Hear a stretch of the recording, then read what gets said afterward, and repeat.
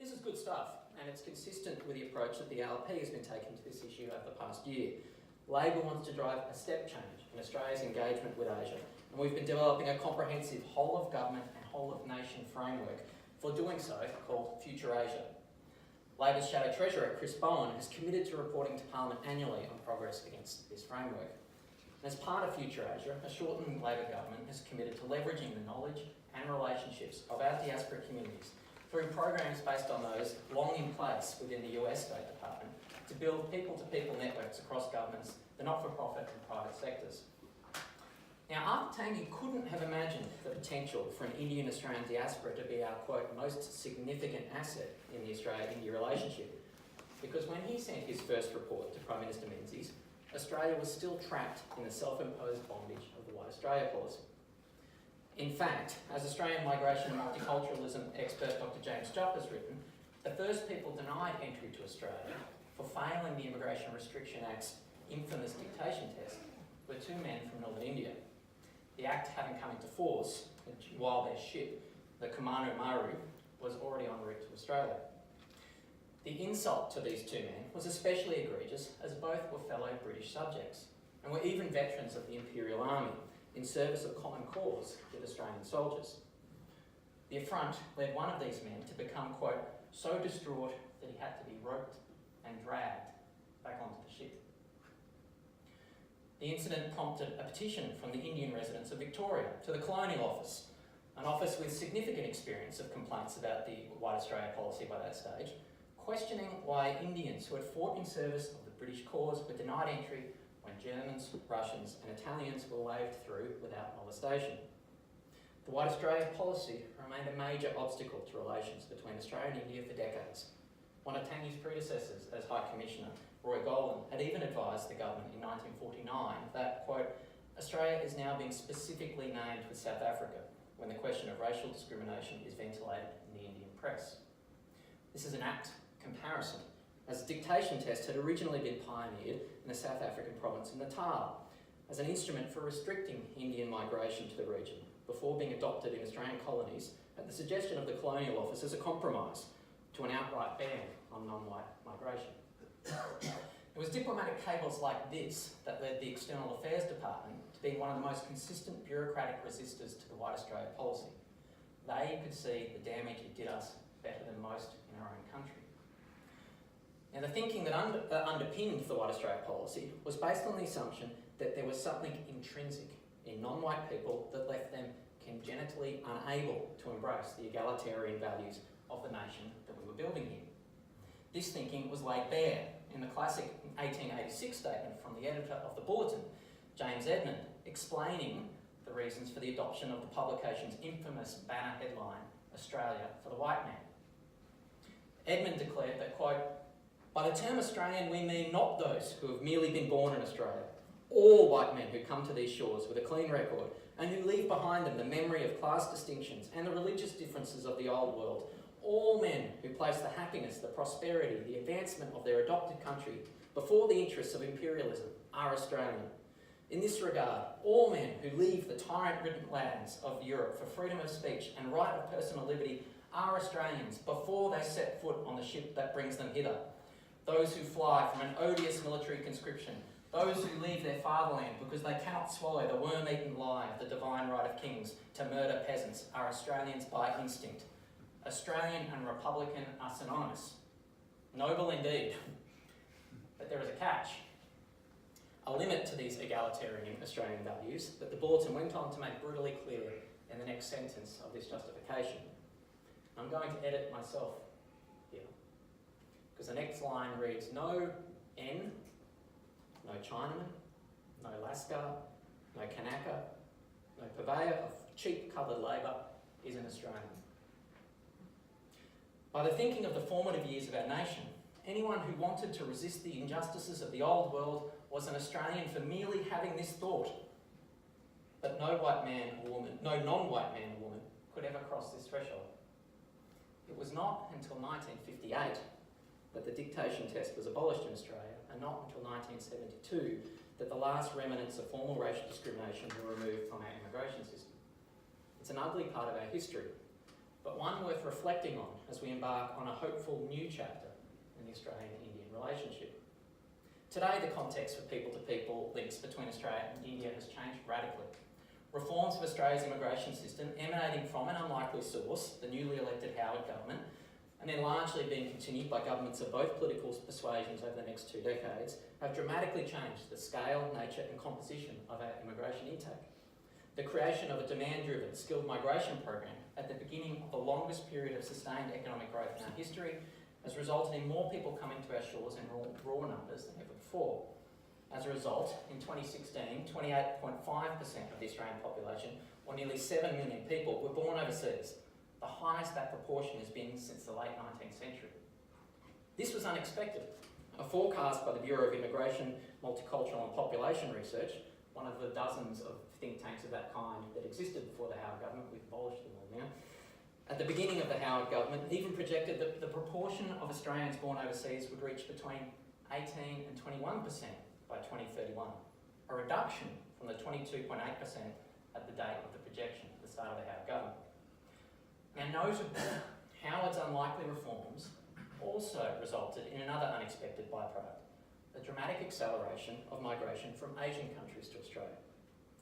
When Donald Horne wrote The Lucky Country in 1961, a few years before Tangye's note to Menzies, just 0.01% of our population was born in China, and slightly less, just 0.12%, were born in India. By the time that I was born in the 1980s, the proportion of the Australian population claiming Asian heritage was still less than 3% in total. Today, over 13% of the Australian population, over 3 million people, are of Asian ancestry, who claim Asian ancestry. From a very low baseline, thanks to Howard's unlikely reforms, Asian Australians have grown to become as large a minority group in Australia as African Americans in the United States, and on conservative forecasts will exceed the size of the Hispanic population in that country within the decade. In the context of the century of nation building, on the premise of white Australia that shaped our early nationhood, on the policies that caused us to deny entry to 2 Northern Indian men in 1902 and poisoned the well on our relations in the region for decades, this is an extraordinary transition. We live in a very different Australia to that imagined by Alfred Deakin when he predicted that thanks to the actions of our Federation-era government, by the 21st century there would not be a, quote, black or even dark skin amongst Australia's inhabitants. And this new multicultural reality is working extraordinarily well for Australia. The central institutions of economic policy in Australia, the Treasury, the Reserve Bank, the Productivity Commission, all agree that immigration has had a positive effect on the Australian economy over the past 2 decades. Indeed, it's likely that the success of Australia's economy, whether measured in GDP per person or overall GDP growth, has never been more reliant on the success of our immigration program. This is highlighted in a 2018 joint report of the Treasury and Home Affairs Department that cited research estimating that immigration was responsible for nearly 1/5 of growth in GDP per person enjoyed by Australians over the past 40 years. It went so far to suggest that, quote, migration helped the Australian economy successfully weather the global financial crisis and the slow global growth and poor economic conditions that followed. This is a function of the way that migrants have flourished on their arrival in Australia. By whatever measure of economic and social success in a community that you can think of, Australian migrants have thrived and their children have done even better. Just today, Philip Lowe gave a speech outlining the economic benefit of migration to Australia at the Reserve Bank. Across employment, entrepreneurialism, earnings and crime, migrants generally do at least as well as those born in Australia and often much better. 20 years after the start of Howard's unlikely reforms, a special report by the Scanlon Mapping Social Cohesion Project, summarising a decade of research, concluded that despite the scale and pace of change experienced in Australia's migration program, there had been, quote, consistency in the level of acceptance of immigration and cultural diversity and a large measure of stability across key indicators of social cohesion. The 2007 Scanlon report, for example, recorded that those who thought immigration was too high were 36% of the population against those who thought it was about right or too low at 53%. 10 years and more than 1 million permanent migrants later, these full figures stood at 7% who thought immigration was too high and 56% who thought it was about right or too low. The figures barely moved. Only 6% of respondents indicated that immigration was the most important issue facing Australia today. The strong and enduring support for diverse immigration in Australia during a period of significant immigration growth is a dramatic contrast with the rest of the world. Indeed, according to the Gallup World Poll, Australia is the only developed Western nation to have a net positive view on immigration rates in their country, finding even fewer Australians who wanted to see it reduced at 25% of respondents. It's less than the Scanlon survey. We see similar patterns in Australians' attitudes to multiculturalism. When Scanlon has asked whether multiculturalism has been good for Australia, 83 to 86% of Australians have consistently responded yes, against only 10 to 12% who answer in the negative. It's difficult to find an issue with stronger public support in Australia than multiculturalism. To reclaim a phrase, the Australian public have been remarkably relaxed and comfortable about immigration and multiculturalism. These broad community attitudes of acceptance of migration and cultural diversity are reflected in an equally high sense of belonging in Australia on the part of migrants. Fully 92% of migrants surveyed by Scanlon reported a great or moderate extent of belonging in Australia. Gallup's World Poll Happiness Report recently found that migrants in Australia were the sixth happiest of 140 countries surveyed, happier even than the Australian population as a whole. Unsurprisingly, given these attitudes, more than 8 in 10 migrants who have been in Australia for at least 10 years formally buy into the Australian community by taking up citizenship. The success of Australia's immigration system and Australian multiculturalism is exceptional by international standards. We're certainly not perfect, but overall, you'd rather be a migrant in Australia than any other nation. The story of national evolution and success is a personal one for me. It's the story of my family and my community. My ancestors have been in Australia since the 1840s, 6 generations. My ancestors were members of the anti-Chinese leagues who lobbied for the exclusion of non-whites from the country that they were building. And they were members of the pre-Federation colonial parliaments who formalised the White Australia policy in the laws of those colonies.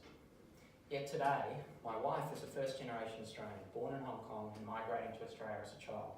My children speak Cantonese and English at home, go to a bilingual Vietnamese-English primary school and love both the Western Bulldogs and Australia. They're typical of my constituents in Melbourne's multicultural West. People with many backgrounds coming together in this nation to create one new Australian story, where this time everyone is included in those defining Australian values of egalitarianism, mateship and the fair go. To give you just one example, earlier this week, my friend is in the audience today, an activist in the Indian community in Melbourne's West, Jaswinder Sidhu, established a drought relief fundraiser, drawing on the hard experience of this Australian Indian community with the vicissitudes of agricultural life to raise thousands of dollars for Australian farmers doing it tough in a drought. Next week, they'll be doing a joint event with a local CWA. This is the lived experience of Australian multiculturalism. It is this lived experience of diversity that underpins what Peter Varghese described as our most significant asset for engagement with India. However, we need to understand that we are far from alone in this respect. The Indian diaspora around the world is more than 25 million strong, the world's largest. It's true that as a percentage of population, the Indian-Australian diaspora community is substantially larger than any other OECD nation. But in raw numbers, there are many people-to-people links, many more, between other developed nations and India. It is the nations that will be most successful in leveraging these links. The nations that will enable the members of their diaspora communities to reach their full potential that will most leverage this connection. And it is here that we face domestic challenges. Unfortunately, our nation's media and political class haven't caught up with the success of Australia's new multicultural reality. The leadership of our public institutions, our parliaments, our executive, our public service, our universities, our boardrooms and our C-suites remain stubbornly monocultural. The most recent research from the Australian Human Rights Commission found that about 95% of senior leaders in Australia have an Anglo-Celtic or European background. The same report found that Asian Australians make up only 3.1% of senior leadership positions in Australian organisations. That's barely a quarter of the number that we would expect if senior leaders reflected our community. It seems that Australian multiculturalism works extraordinarily well until we're asked to imagine an Asian Australian as a representative of us. Australia has dramatically underperformed in this respect relative to the US, UK and Canada on this measure of openness to diversity. whereas Australia only achieves about a quarter of the national parliamentary representation for ethnic minorities that it should if Parliament proportionally reflected the community. The US and the UK achieve about half, and Canada about 3/4. This disconnect between the Australian community and the leaders of our institutions has real consequences. We're seeing out-of-touch conservative political figures and media figures who are so desperate to import US and European campaigns against multiculturalism into our domestic politics that they are willing to try and create a self-fulfilling prophecy. Our outgoing Race Discrimination Commissioner, Tim Soutphommasane, was right to warn this week that race politics is back and that there's never been a more exciting time to be a dog-whistling politician or race-baiting commentator in Australia. In the last 2 weeks alone, we've seen splash headlines in the Daily Telegraph warning about the increasing number of babies being born to foreign-born Aussie mums, like my wife, relative to Australian-born Aussie mums. We've seen Andrew Bolt in the Herald Sun unironically warning that Australia was being, quote, colonised by migrants in an article headlined, quote, "The Foreign Invasion," citing as evidence for his proposition a high school level bungling of statistics that led him to overestimate the Chinese-Australian population of Box Hill by around 100%. And we've seen a neo-Nazi on Sky News. These are views not expressed on the margins but in the mainstream of our public sphere. We've also seen a government warning without evidence that Australia is travelling down, quote, "a European separatist multicultural model," while at the same time seeking to raise barriers to new arrivals becoming fully fledged members of our community, increasing citizenship waiting times, seeking to, stopped by the Labor Party, and flagging vague new tests for eligibility for citizenship. This discourse has consequences. One of the dark clouds in our data on Australian multiculturalism is an uptick in reports of discrimination based on skin colour, ethnic origin and religion over the past decade, increasing from 9% in 2007 to about 20% in 2017. Nor is it helping the visible minorities who are still subjects of overt racist abuse, with, for example, 26% of Australians of Indian heritage reporting experiencing such abuse. And increasingly, and to my mind most contemptuously, we're seeing people of colour in Australia with the temerity to talk critically about what it means to be Australian, treated by our media and our political classes as ungrateful dinner guests who have insulted the host, rather than citizens of equal standing in the nation. If we want people-to-people links to be the living bridge between Australia and India in a way that strengthens the relationship rather than hinders it, we need to ensure that the experience of the Indian Australian diaspora reflects positively on our country. In this respect, out-of-touch Conservative politicians and media commentators risk cutting off our nose to spite our face. My personal view is that this disconnect between the successful lived experience of Australian multiculturalism and our political and media class is a function of our inability to grapple with questions of Australian identity over the past 2 decades. While he was radically reshaping Australia's immigration system as Prime Minister, John Howard made it clear that he and his supporters knew, quote, "what an Australian has always been and always will be." Howard saw no need for what he called the, quote, "perpetual Australian symposium on national identity," because for him, Australian identity was something carved in stone tablets and handed down to Australians from Sir Henry Parkes by way of the Anzacs and Sir Donald Bradman. It didn't need to change. In fact, it couldn't change. It just was. Howard's culture wars hamstrung our nation's ability to talk about what it means to be Australian at the moment we needed it the most, at the time that we were finally outgrowing the legacy of white Australia and becoming a thriving, modern, multicultural nation. As a result, what academic expert on nationalism Benedict Anderson called our imagined community, the stories that our people tell themselves and each other about who they are and what they imagine that they have in common because of this has failed to keep up with our national reality. Unless we come to grip with these challenges, Australia's past is going to catch up with us and prevent us realising the opportunities of the new nation that we are building. In short, Australian politicians need to get back into the national identity debate. This is important and it isn't optional. If mainstream politicians don't construct a new national identity that's fit for purpose for modern Australia, extremists will double down on appeals to the past and ethnicity as the source of what unites us, a 21st century reheated version of Henry Parkes' Crimson Thread. Advocates of modern multicultural Australia have a more difficult task in building an inclusive national identity than the ethno-nationalists. We can't just point to something innate and assert that everyone with that characteristic is united by the same interests. We need to build the bonds of shared identity and affinity through the stories we tell each other about our past and our joint endeavours as a nation. So what does it mean to be an Aussie in the 21st century? Polling reveals that the way Australians view themselves is pretty exceptional by world standards, particularly with respect to the place of migrants in our national identity. A 2016 international survey by the US Pew Research Centre found that only 13% of Australians believe that being born in Australia is very important to being truly Australian. Now this might feel unsurprising to an Australian listener, but it's dramatically different to the response you get in other developed nations. The median in response to this question in European nations is 33%. And in the United States, the nation whose identity is most explicitly bound up with the idea of being an immigrant nation, 32% of respondents say that it is very important to being truly American, to being born in that country, more than twice what we see in Australia. In this regard, the Australian public are further down the path of recognising a new national identity than our politicians and our media. Australians view being an Aussie as more something that you buy into rather than are born into. 50% of respondents to the Pew survey agree that it's very important to being truly Aussie to share national customs and traditions. Now, what are these Australian culture, these traditions that migrants are being expected to buy into? Well, a 2017 survey found that the top 4 characteristics reported by Australians as being especially Australian were belief in the fair go at 89%, love of the great outdoors at 89%, a sense of humour at 89%, and an interest in sports at 82%. Now you can still hear the echo of the egalitarian rural pioneer, what we know as the Australian legend, in these answers. But it's all pretty generic and none of it is culturally exclusive.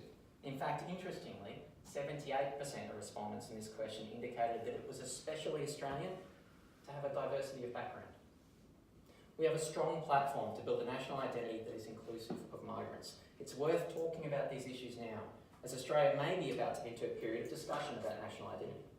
National plebiscites on Indigenous constitutional recognition and an Australian Republic loom on the horizon, asking us to reflect as a nation on who we are as Australians, not at our moment of federation, but today. In this respect, we can learn from the serious thinking about national identity that has been done by Indigenous Australians as part of the development of the Uluru Statement from the Heart. As Noel Pearson argued in the Lewicha O'Donoghue oration in 2018, done right, this process could be an opportunity to, quote, bring together each of the 3 parts of the One Australia, its Indigenous heritage, its British institutions, and its multicultural migration. Until we confront these contradictions in the ways that we see ourselves, we won't be able to shape the way that others, like India, see us. In her impressive history of the Australia-India relationship, Dr. Meg Gorry writes about Peter Varghese' experience arriving in India as the Australian High Commissioner in 2009 during the Indian student assault crisis. Gorry writes that Peter found, quote, a time warp in our perceptions of each other, having to explain to his Indian interlocutors the demise of the White Australia policy and the emergence of a diverse multicultural reality in modern Australia. Today, it is clear that the real time warp in perceptions is that of Australia's political and media class. To fully realise the potential of the people-to-people links between Australia and India, we need to change the way that we think about ourselves.